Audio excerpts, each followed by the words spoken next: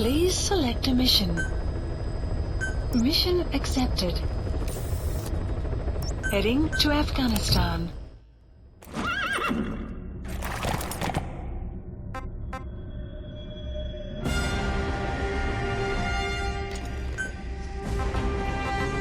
Deploying.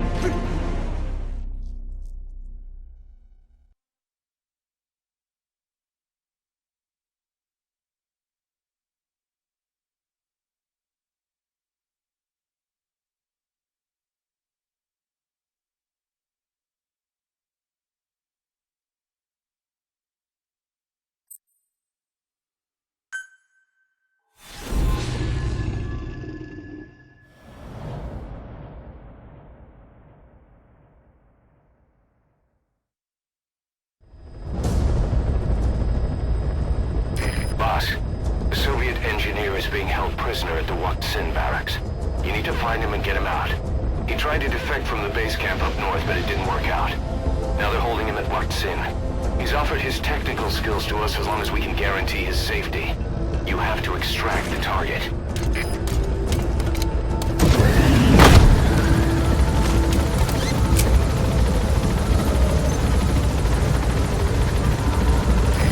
Your target just happens to be the man who developed your prosthetic hand. He's the only one capable of maintaining it.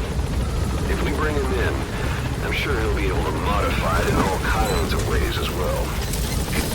Be careful down there, boss!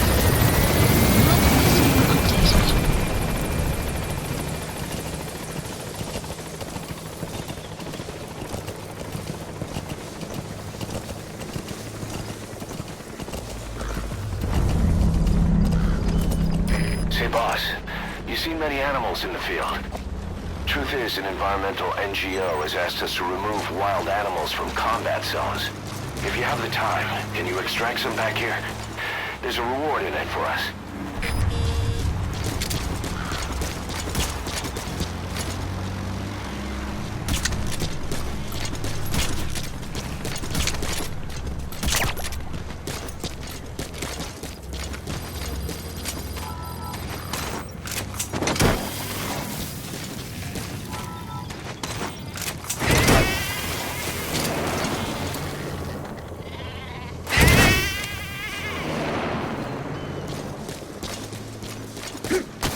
That's the Sin barracks.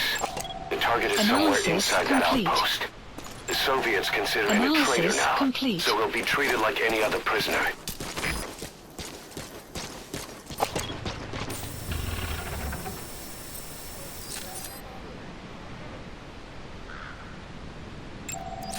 Analysis complete.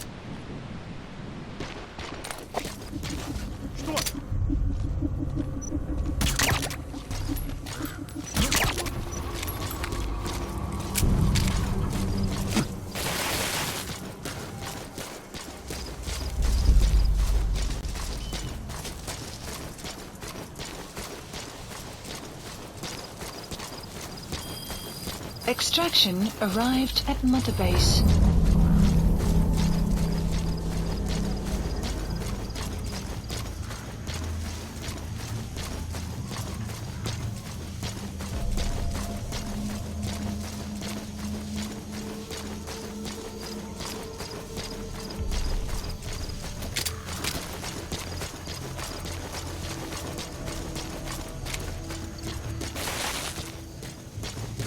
You have arrived at your destination.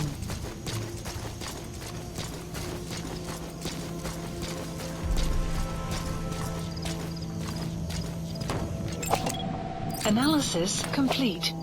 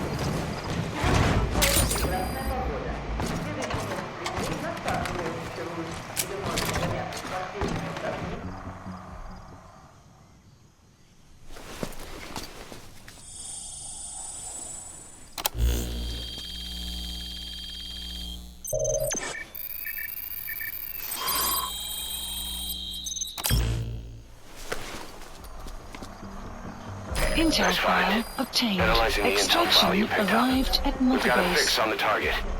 I've updated your map info. Check it on your iDroid.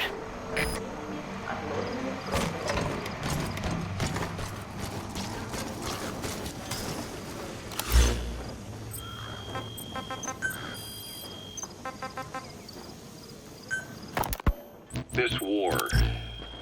The Kremlin never expected to have this much trouble against the Mujahideen. Afghanistan is a tribal society. Tradition demands that its people stand up to any outsiders who set foot on their land. With the honor of their people at stake, they have everything to fight for. No matter how hard the Soviets hit them, they continue to appear out of nowhere, striking back, then vanishing again. But there's one thing even the Mujahideen fear. Every last one of them. The Soviet gunships. They're highly maneuverable and equipped with massive firepower. Plus, the underside of the fuselage is heavily armored. The Mujahideen can barely scratch them with their small arms. Anyone who hangs around gets mowed down by the gunship's heavy machine guns. This new honeybee weapon that was given to the Hamid fighters, it's no doubt something to help them strike back against the gunships, which makes it a weapon that could change the course of the war. Those guerrilla fighters known as Mujahideen don't actually belong to a single organization. Afghanistan is a multi-ethnic country. You've got the Pashtuns, the Tajiks, Uzbeks, Hazaras, and each of them is split into their own tribes, large and small. Each ethnicity has several rebel organizations that their various tribes gather under. They're united under the banner of jihad, but that doesn't mean they work like a single standing army. Just look at the area around Smasi Fort. A lot of Tajiks used to live there, but they fled after the Soviets started their Scorched Earth campaign. With the area uninhabited, the Hamid fighters, who are Pashtun, decided to move in. The Hamids are based out of the city of Peshawar. We passed through it on the western edge of Pakistan. The Pashtun people have long lived in Afghanistan and western Pakistan. They used to travel back and forth frequently. Then Britain went and established the border that still stands today. The Hamid fighters get generous support from the Pakistani government. The government wants to use them to secure influence over Afghanistan. Their liaison with the Hamids is Inter-Services Intelligence, and behind the ISI, you have the CIA. That's probably how the honeybee ended up in the hands of the Hamid men.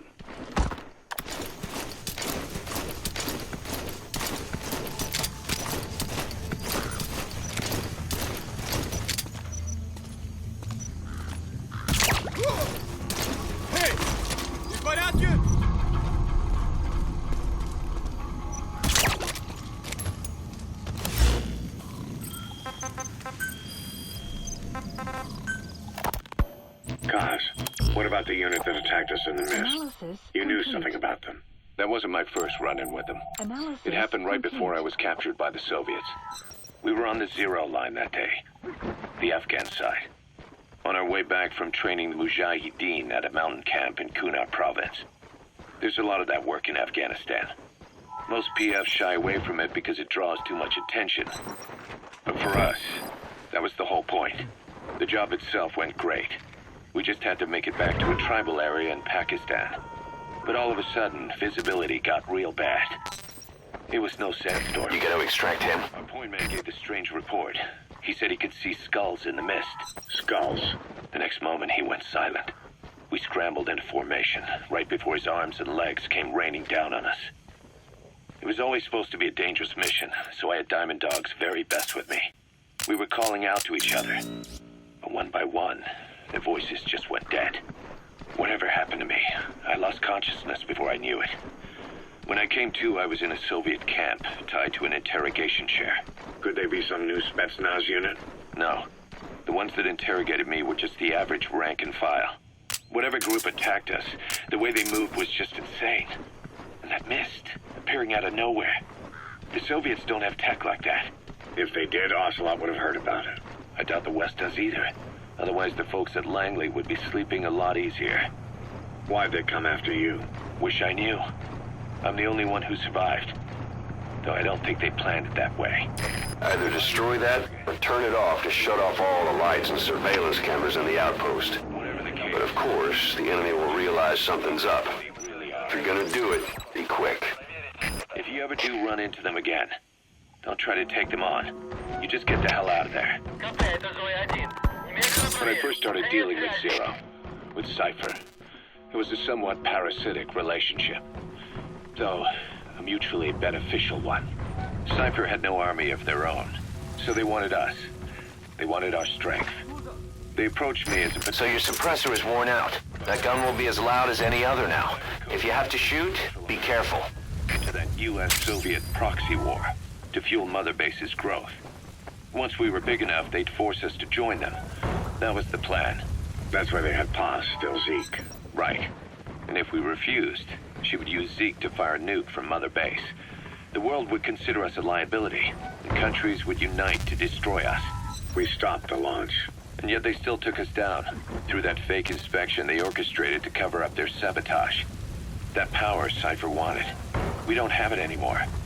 So why are they still after you? Is it just the fear of leaving you alive? I don't know. Was Zero really... All I know is the man I knew wouldn't want this. What do you mean? We have to consider that it might not be Zero we're dealing with. We know virtually nothing about Cypher anymore. How big they've gotten, what they want, or even who they really are. The new Mother Base started out as a test drilling rig operated by a mineral resources supplier, but their project fell through. The Seychelles government was happy to hand the place over to us. It was just scrap on stilts. So with a few dummy construction companies set up as fronts, we started renovating the half-finished rig. From the outside, it looked like the project was back on rails. Kaz, you... What? I see what you're doing. Recreating the Mother Base we had 9 years ago. Only this time. That's right. The Mother Base Cypher thought they destroyed will return from the grave to kill them. We'll prove to the world that we were the victors. And if we lose again? They can't fool us the same way twice. Now our enemies are in plain sight. And when our organization gets too big, we split it across companies. Any company that draws attention gets liquidated, and its capital is back-channeled into a new company. Most PFs are small-time operations anyway. And in this business, the minnows go bankrupt all the time. We've never aroused suspicion. Plus, we have Hewick. Hewick? Human Exploitation Company. It's a business specializing in intel gathering. Think of it as a civilian intelligence agency. Cause that's... Remember what they were trying to accomplish at the prison facility in Cuba? That gave me the idea. We dispatch moles into conflict zones around the world, and each sets up an intel network on site. Then they stay in place to give us stable points of contact when other nations intervene in the conflicts. Hewick's strength is that it has a cutout at each level. You get your job from one guy, then you hand it off to another. No one has direct access. It's a Boss, black box. you've entered a building. Always keep an escape route in mind when you head indoors. If you get surrounded, you'll have nowhere to run. We have those countries by the balls. That's our deterrent when we need it. Networking? In the intelligence community? Sure, that's how we've grown this far. And when you go out on missions, intel from Hewick will be there to back you up. But despite all that, Cypher has its eyes on us. The only reason I'm not dead is that they needed to know where you were. If you woke up... That's the target. Looks like we found them. Yeah, to make their own surveillance work against them. I think it took some of the heat off Cyprus. Guys, then I just had to wait for you to save me. And I've gotten used to waiting. Great. If there's nothing in the way overhead, you should be able to fool them. And with the West wanting the Soviets out of Afghanistan, their agencies are bursting at the seams with funding. Boss, let's start by building up our Afghan presence. Why put Mother Base in the Seychelles? We're at the center of the world here. We're all the way out in the Indian Ocean. Come on. Lebanon, Sri Lanka, East Timor, and Africa. From here, our reach extends to conflict zones... Target extraction confirmed. Your objective's complete. Exfiltrate out of the hot zone by chopper or on land. Latin America isn't as close as I'd like, but we have Amanda and her people to help in that department. And besides, Roger. The Seychelles government owes us a favor. Owes us? The Seychelles has strong ties to the east, which the West wanted to shake up. It came to a head 3 years ago in an attempted coup. It was a force of South African mercenaries with U.S. backing behind the scenes. They were only platoon size. But South Africa is home to some heavy PFs. Too much for the Seychelles to handle. In the end, they accepted help from the Tanzanian army and quelled the coup.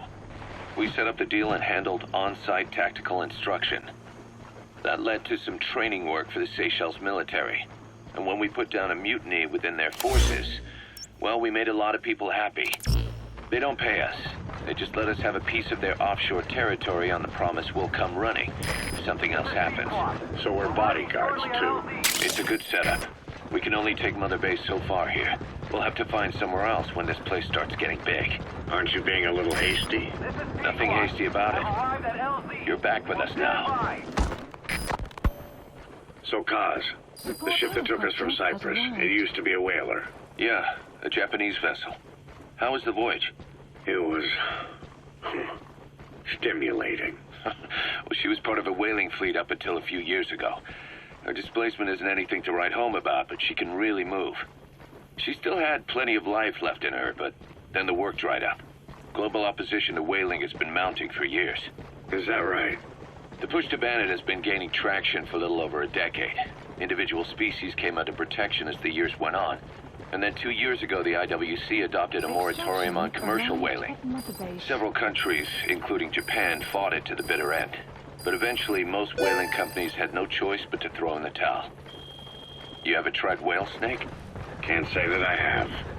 When I was a kid in Japan, practically everybody ate it. That good, huh? The country was poor in those days, and whale was cheap. International opinions changed since then. In any case, that's why we were able to get a bargain price on the ship. Of course, we did end up spending 5 times the purchase price in modifications. We had to really work to fit in all the ESM and communications gear while keeping the whaler look intact. Right now, she's going around conducting SIGINT missions. In the future, we plan to use her as a communications relay base between you and Mother Base, and also as a chopper resupply vessel. Diamond dogs. The word diamond originally comes from Greek adamas. It means indomitable, unyielding. Other words for the stones often mean eternal bond, fortitude, or purity. The same is true of the Star of Bethlehem flowers you laid on the boss's grave.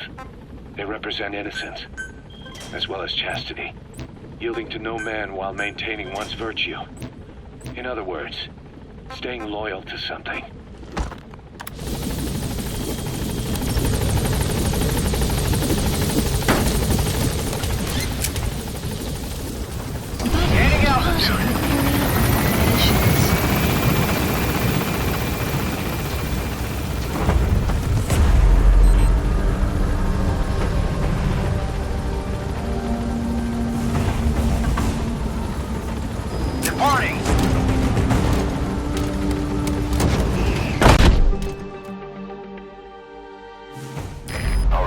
Mission complete, boss. Maybe you'll actually break a sweat next time, huh?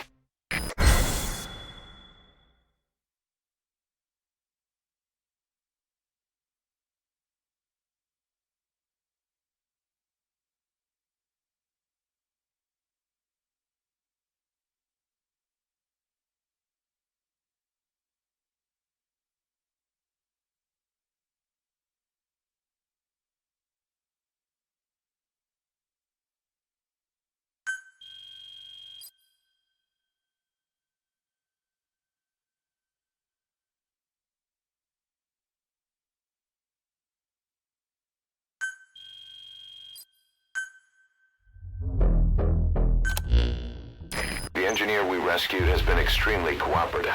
The guys on the R&D team are glad to have him aboard. Thing is, his specialty isn't mechanics, but something called Bionics, engineering based on biology. He's already submitted a proposal for modifying your prosthetic arm. If you're interested, go ahead and give the development order.